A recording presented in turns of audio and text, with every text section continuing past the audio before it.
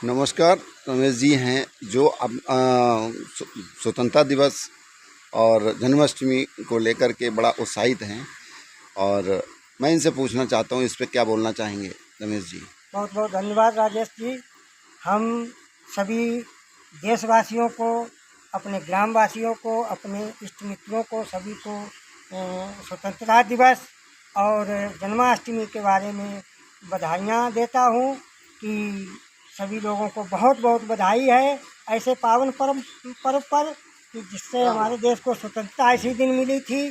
तो इसमें हमारे देश का बहुत बड़ा बलिदान रहा और हमारे योगी महाराज श्री कृष्ण जी जैसा मतलब योगी अब संसार में नहीं होगा, क्योंकि वो बहुत महान व्यक्ति थे और वो भगवान थे, परंतु ईश्वर नहीं थे। ईश्वर कोई दूसरी चीज़ है, भगवान जरूर थे। और हम उनकी जन्माष्टमी के लिए पूरे देश को और पूरे ग्रामवासियों को सभी को हार्दिक बधाई देते हैं। धन्यवाद रमेश जी। आज हमारे बीच में रमेश जी मौजूद हैं जो आर्य समाज के माध्यम से जो है संस्कार, कथा, भागवत और अपना शादी विवाह वैदिक कार्यों से के माध्यम से संपन्न कराते हैं। और ये जो है बड़े बड़े दूर दराज जा कर के और ये इस कार्यक्रम को संपन्न कराते हैं और लोगों को सही राह दिखाते हैं कि इसी रीति रिवाज से अगर कोई जो है कार्यक्रम किया जाए वो संपन्न होता है। जी रमेश जी, इस पे क्या कहना चाहेंगे, कैसे आप ये संपन्न कराते हैं? हम अपनी पुरानी परंपरा ऋषि मुनियों के हिसाब से वैदिक रीत को हमने अपनाया, अपने जीवन में धारण किया और इसी को लेकर हम दूसरे को भी प्रेरित करते हैं। दूर दराज स्थानों पर जा कर के यज्ञ हवन माध्यम के से इन लोगों को वैदिक रीतियाँ बताते हैं, संस्कारों के बारे में बताते हैं। हमारे ऋषियों ने बताए 16 संस्कार होते हैं जन्म से लेकर मृत्यु तक। पहले गर्भाधान और लास्ट जो है 16वां मृत्यु। इसके बीच में 13 संस्कार और होते हैं, उनके बारे में सारी जानकारी हम लोग देते हैं। सारे कार्यक्रम वैदिक रीत से ही कराते हैं। और इसी बीच में आपने ये जो कहा है कि स्वतंत्रता दिवस के बारे में, तो देखिए हमारे देश में स्वतंत्रता दिवस के लिए जितने भी जिन्होंने स्वतंत्रता दिलाई वो सब स्वामी दयानंद के शिष्य आर्य समाजी ही थे, जिन्होंने वैदिक परंपरा अपना करके अपने जीवन की आहुति दे दी और इस देश को स्वतंत्र कराया। जैसे हमारे चंद्रशेखर आज़ाद और हमारे भगत सिंह, राम प्रसाद बिस्मिल और ऐसे अनेक ऐसे वीर हमारे जो हुए हैं जिन्होंने अपनी कुर्बानी कर दी है और हमारे देश को आज़ाद कराया है, जिनके मतलब बहुत अथक प्रयास से आज हम इस देश में स्वतंत्र हैं। लेकिन वैदिक परंपरा हमारे देश से जो है बहुत अलग हो गई है। हमारे यहाँ गुरुकुलों का बिल्कुल प्रचलन बंद हो गया है। और जब तक गुरुकुलीय शिक्षा हमारी समाज को, मेरे बच्चों को, नई पीढ़ी को नहीं मिलेगी, तब तक वो ना देश के बारे में समझ पाएंगे, ना धर्म के बारे में समझ पाएंगे, ना अपनी जाति यानी के बारे में, मतलब अपने सनातन को नहीं समझ पाएंगे कि हमारा सनातन धर्म क्या है।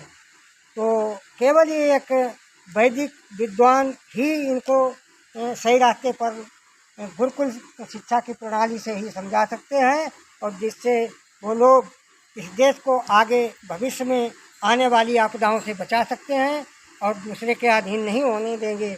अगर हमारी गुरुकुलीय शिक्षा द्वारा सही तरीके से चालू हो जाए।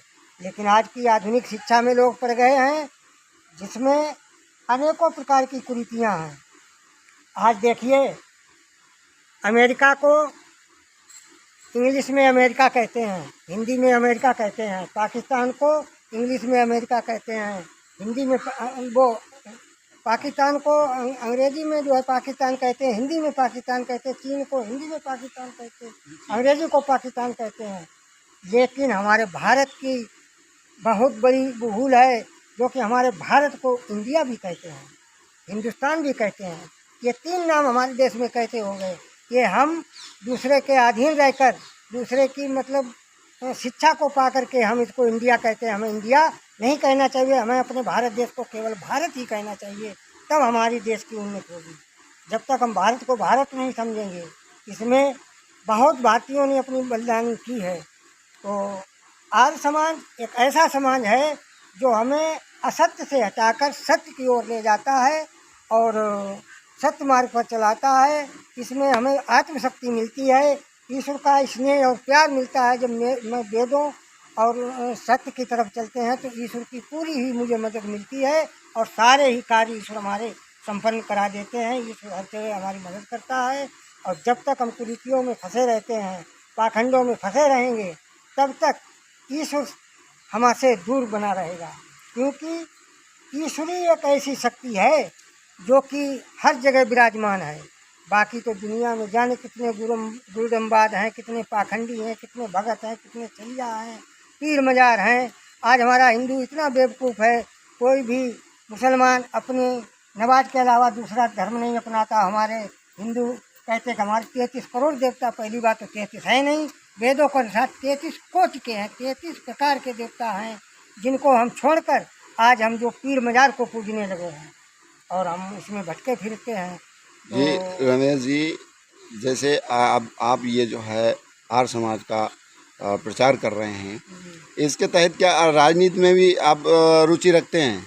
हाँ, हमारे आर्य समाजियों ने हमेशा राजनीति में रुचि रखी और आर्य समाजी जो जितने भी नेता हुए हैं, पक्के लाल बहादुर शास्त्री और वो हमारे जितने ये अच्छे वो क्या नाम सरदार वल्लभ भाई पटेल, ये सबरे जो नेता पुराने नेता थे वो आर्य समाजी थे और उनकी अच्छी राजनीति। मैं इस बात का वादा करता हूँ कि अगर आर्य समाजी राजनीति में आ जाएं तो ये देश बहुत अच्छी रास्ते से गुजरेगा और कोई भी देश इसकी बराबरी नहीं कर सकता है। क्या लग रहा है कि अगर आप राजनीति करें तो चुनाव भी लड़ सकते हैं? हाँ, अगर हमने चाहा, हमारा गांव का सहयोग भरपूर मिला तो अब गांव का मिल रहा है मुझे। हमारे कुछ लोग ऐसे हैं कि जो हमसे पूरी तरह से संतुष्ट हैं, जो कहते हैं कि आप चुनाव लड़िए, मैं आपका साथ देंगे और आगामी जो अगर सीट हमारी बैकवर्ड की रही तो मैं प्रधान पद की दावेदार हूँ और चुनाव बड़े परिश्रम के साथ और बड़े लगन के साथ लड़ेंगे और ईश्वर से प्रार्थना करेंगे।